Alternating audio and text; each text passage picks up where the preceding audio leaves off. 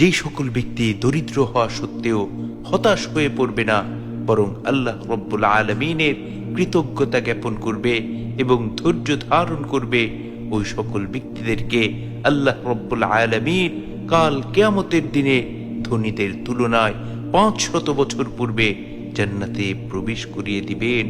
সুবহানাল্লাহ, সুবহানাল্লাহি ওয়া বিহামদিহি, সুবহানাল্লাহিল আযীম। এ সম্পর্কে ইবনে মাজার 4122 নম্বর হাদিস।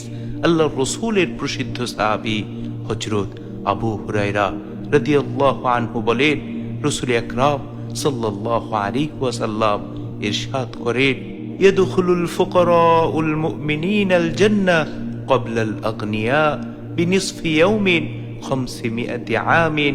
দরিদ্র মুমিনগণ ধনীদের তুলনায় অর্ধদিন আগে জান্নাতে প্রবেশ করবে, আর অর্ধদিনের পরিমাণ হবে 500 বছর। সুবহানাল্লাহ, সুবহানাল্লাহি ওয়া বিহামদিহি, সুবহানাল্লাহিল আযীম।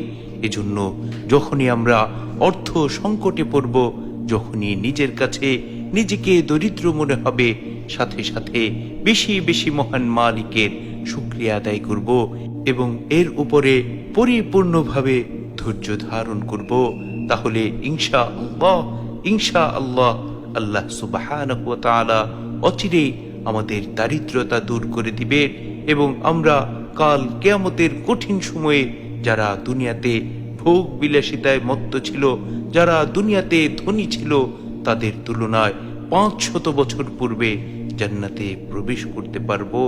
সুবহানাল্লাহ, সুবহানাল্লাহি ওয়া বিহামদিহি, সুবহানাল্লাহিল আযীম। আল্লাহ রব্বুল আলামিন আমাদের প্রত্যেককে সর্বহালতে তার শুকরিয়া আদায় করার তৌফিক দান করুন। আমরা সর্বহালতে যেন ধৈর্য ধারণ করতে পারি, সেই তৌফিক মহান মালিক আমাদের সকলকে দান করুন। আমিন।